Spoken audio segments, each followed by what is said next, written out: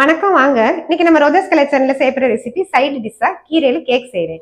கீரைனா பொதுவா நம்ம விரும்பி சாப்பிட மாட்டோம். நிறைய பேர் சாப்பிடுவாங்க, ஒரு சிலர் சாப்பிட மாட்டாங்க.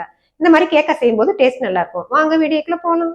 இன்னைக்கு நம்ம சேனல்ல வரப்போற டிப்ஸ் வந்து வெங்காயம் நமக்கு தேவையானதை மட்டும் நம்ம கட் பண்ணி சேர்த்துக்கணும். ஏன்னா நமக்கு அதை கட் பண்ணி வச்சோம்னா அந்த சத்துக்கள் போயிடும். அப்பக்கப்ப நம்ம வேணும் போது கொஞ்சமா கட் பண்ணி செஞ்சுக்கணும் ஃப்ரெஷ்ஷா. இப்ப அரைக்கீரை தான் வாங்கி நான் கட் பண்ணி வச்சிருக்கேன் கீரை கேக் செய்ய. அரைக்கீரை கட் பண்ணி எடுத்து வச்சிருக்கேன். இதுல கடாயில தண்ணி ஊத்தி நல்லா கொஞ்சம் வேக வச்சு எடுத்துக்கலாம்.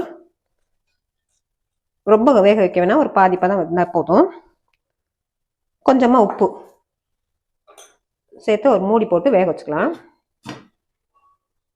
இப்போ கீரை நல்லா அரைப்பக்கம் வந்துருச்சு. அடுப்பு ஆஃப் பண்ணிட்டு இப்போ நம்ம இதை வடிகட்டி எடுத்துக்கலாம்.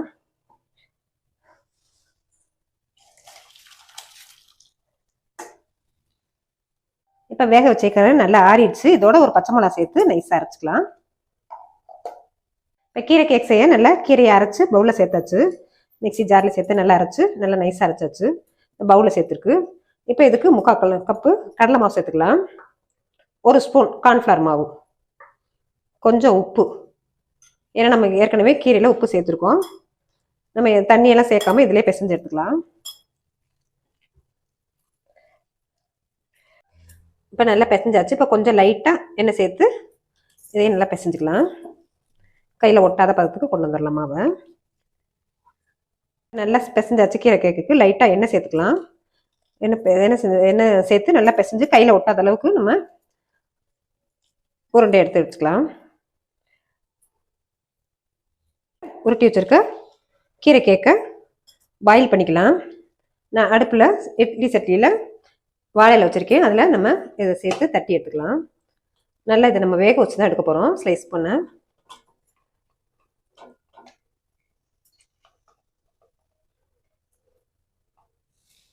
இப்போ இதை மூடி போட்டு வேக வச்சுக்கலாம். அடுப்பு ஆன் பண்ணி இப்போ இந்த மூடி போட்டு ஒரு 10 நிமிஷம் வேக வச்சுக்கலாம். இப்போ நல்லா வெந்துருச்சு கீரை கேக்கு. கொஞ்சம் ஆறட்டும், நம்ம பிளேட்டில் சேர்த்து நம்ம ஸ்லைஸ் பண்ணிக்கலாம். இப்போ நம்ம இந்த கீரை கேக்குக்கு ஸ்லைஸ் பண்ணிக்கலாம். ஒரு பிளேட்டில் மாற்றிக்கிறேன். நல்லா வாழையிலேருந்து நல்லா வந்துருச்சு. இதை நம்ம ஒரு கத்தி வச்சு நம்ம கட் பண்ணி எடுத்துக்கலாம்.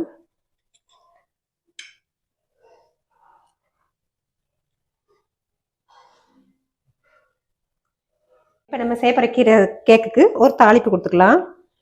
இது கடாயில் நல்லா காஞ்சிருக்கு.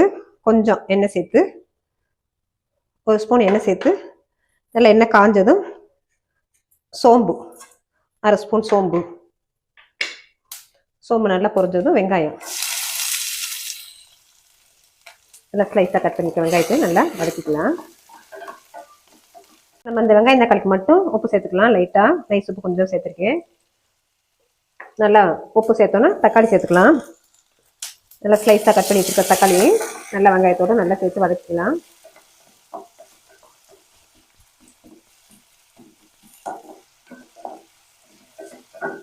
நல்லா வெங்காயம் தக்காளி எண்ணெய் பிரிஞ்சு வந்துருச்சு. இப்போ வந்து 1/2 ஸ்பூன் சீரகத்தூள், மிளகாத்தூள் 1/2 ஸ்பூன், இஞ்சி பூண்டு பேஸ்ட்டு கொஞ்சம், நல்லா இதெல்லாம் வதக்கிக்கலாம்.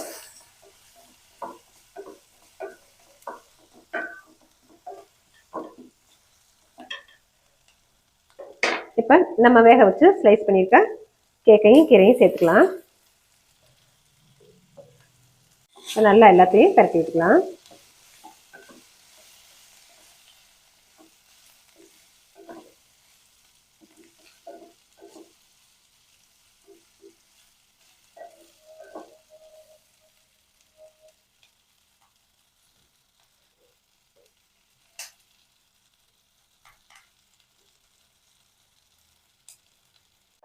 இப்போ லைட்டாக பெப்பர் சேர்த்துக்கலாம். சேர்த்துட்டு கொத்தமல்லி கருவேப்பிலை தூவிட்டு ஆஃப் பண்ணிக்கலாம். கீரை கேக்கு நல்லா டக்குன்னு ஜம்முன்னு ரெடி ஆயிடுச்சு.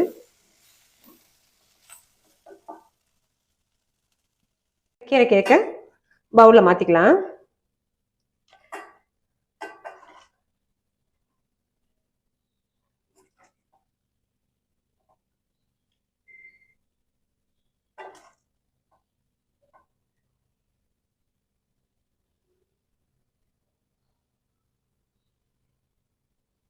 நம்ம கஷ்டப்பட்டு ஒரு 10 நிமிஷம் ஒதுக்கி இந்த மாதிரி கீரை கேக் செஞ்சோம்னா டேஸ்ட் நல்லா இருக்கும். கீரை பொரியல் கடந்து கொடுத்தோம்னா பெரும்பாலும் விரும்பி சாப்பிட மாட்டோம்.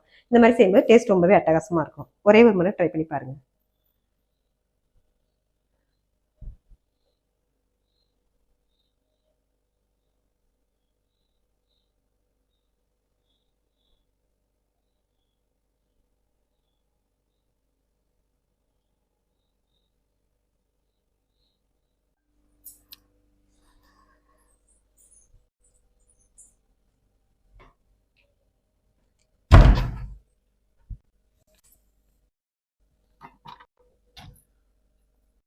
இப்ப செஞ்ச கீரை கேக் பிடிச்சிருந்துச்சுல, சப்ஸ்கிரைப் பண்ணுங்க, லைக் பண்ணுங்க, ஃப்ரெண்ட்ஸ் அண்ட் ஃபேமிலிக்கு ஷேர் பண்ணுங்க. தேங்க்யூ ஃபார் வாட்சிங்.